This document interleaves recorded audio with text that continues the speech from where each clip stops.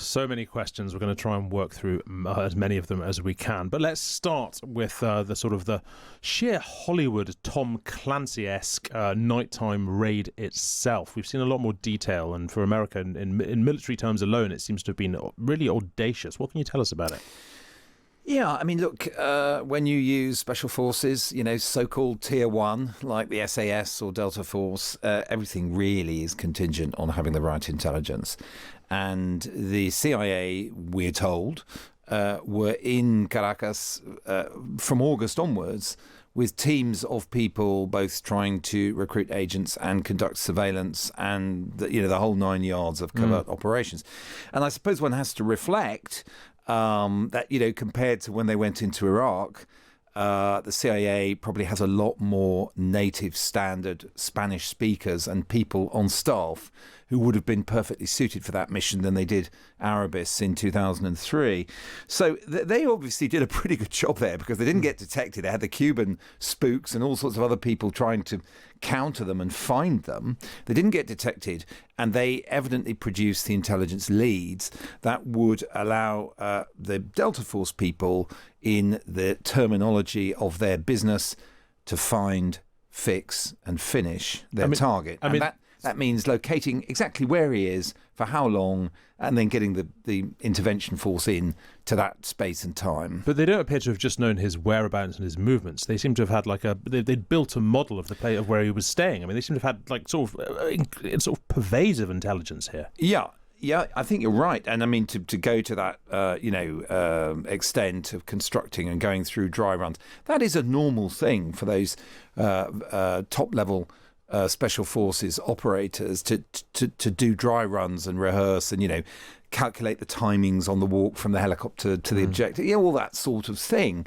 But I think you're right. I mean, what that implies is that Maduro had a very sort of settled pattern of life and that they could be pretty confident that he would be within that building, which we think was in this area of Caracas called Fort Tuna, which is a big military base. Oddly, I've been in there to the Military Country Club, and there are various installations in there. And they evidently had the confidence that he would be in this particular building, which allowed them, as you say, to construct the replica and do the dry runs. And that, as I say, that all speaks to good intelligence. Yeah, absolutely. Well, look, Maduro and his wife, they're now being held in the US. They're expected to appear in court in New York later. Let's talk a bit about what happens in Venezuela next. So Delcy Rodriguez, the former deputy president, she's being sworn in today. She's a hardline socialist. This doesn't really look like regime change. Everyone is calling it regime change. It seems to be the same regime that's just gone down a tier. Well, I think that's a rather excellent explanation, Hugo. I mean, yeah, look, I called it regime change light in the Sunday Times yesterday. At this point, everything is then about, well, okay, what happens next and who's in charge? And you're right, Delcy Rodriguez, the vice president, has stepped up. Trump appears to be sort of indifferent about that. I'm not quite so sure that the Americans, particularly after a day or two, will remain so, because if you just leave the whole infrastructure in place of ministers, generals, regional governors, who are all, as they say in Venezuela, Chavistas, adherents of the former president Hugo Chavez, who was the sort of original firebrand socialist populist who took over the presidency and effectively snuffed out Venezuelan democracy. Well, yeah, they're not really going to cooperate with this idea. I mean, can you imagine, allowing in all the American oil companies, as we heard Trump talking about on the plane? I mean, that is their ultimate sort of gringo imperialist nightmare. Of course it is, coming true. So they're not going to facilitate it. So Trump appears to think that just the power of coercion will be enough to get them into line and of course, interrupting their oil trade at sea with the tankers.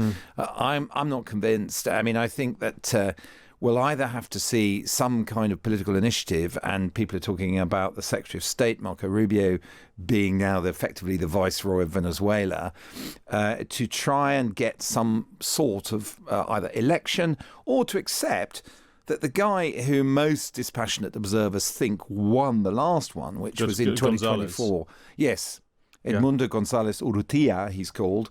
That he then went into exile in Spain, and he's absolutely been keeping his counsel.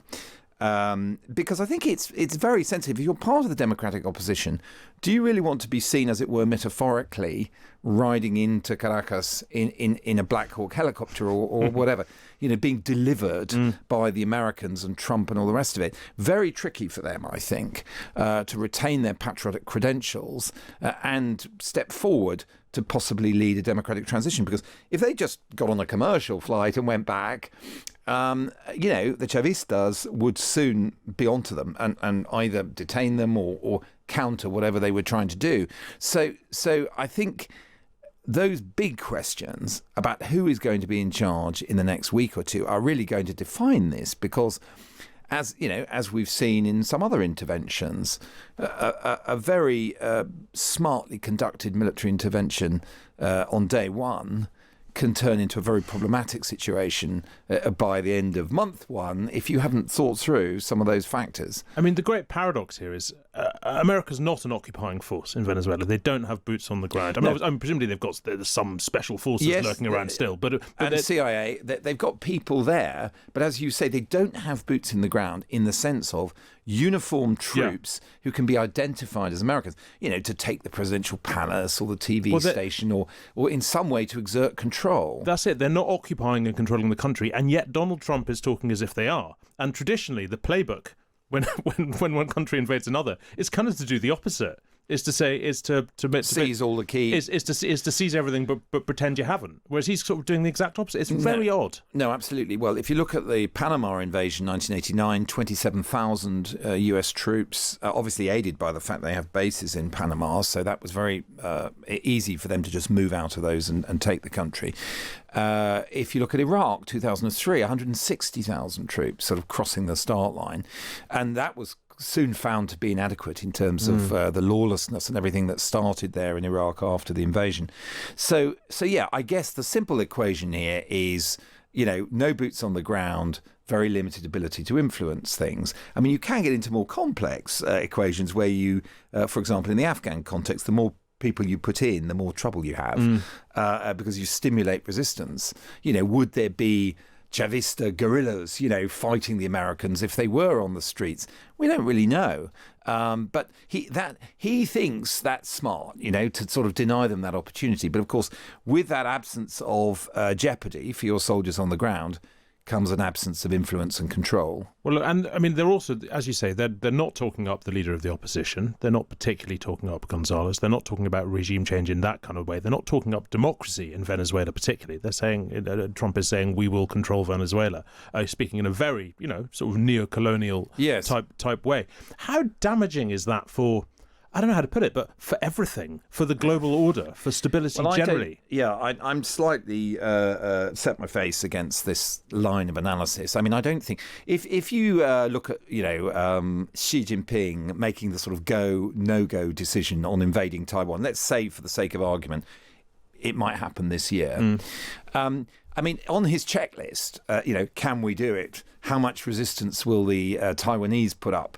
What kind of consequences will there be for the global economy? I think you get to sort of point 14 subsection C before you get to legality or stuff like that. Because so point 14 might be political warfare and how will people use it against us? And what we've seen so often, particularly now in the age of Trump, is that questions of legality are really just expressions of either outrage or confidence about a particular course of action, aren't they? I mean, the Americans have said, for example, and it's true, that the Southern District of New York issued a warrant for Maduro's arrest in 2020 on narco-terrorism charges, etc., etc. So there was an outstanding warrant for his arrest, and they're claiming that, they're going to march him in front of the Southern District Court today, apparently, to answer those charges and be formally arraigned. So, look, I think we know now we're in an era in which rules-based order, I know pretty good international relations academics who claim it never existed, but it's certainly been an important part of the political discourse for the past couple of decades, and it's out of the window. But Mark, it's about more than legality, because if you look even at the Iraq War, when America and us went into Iraq, the whole I don't know, the whole sort of vibe, the whole thing that was being suggested was, we are doing this for your benefit, Iraqis. You will now be able to join the club of nations, freed from the yoke of tyranny, etc., etc., etc. America's not doing that. No. America's not selling the idea of the club of nations. America has shown that it treats its allies harshly. It's threatening to seize territory even from its allies at the moment. And so there's no, we're doing this for the benefit of mankind tone to this at all. It's just America first. I think it's good that you've shifted from legality to what you might call values-based foreign policy, because yes, I mean that is clearly a key change with Trump.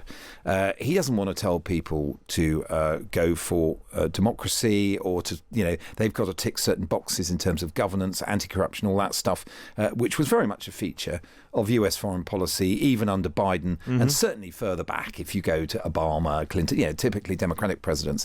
But, George Bush was pretty keen on some of that stuff too. So, yeah, you're right. That was all part of the political context setting of why they were going into Iraq. I mean, they had other reasons for doing it. And I think in the end, the key factor in American decision to invade Iraq in 2003 was to do with political expediency in a sense that there was a post 9/11 bump that they could still take advantage of and try and, sort out the Middle East in their naive way of thinking.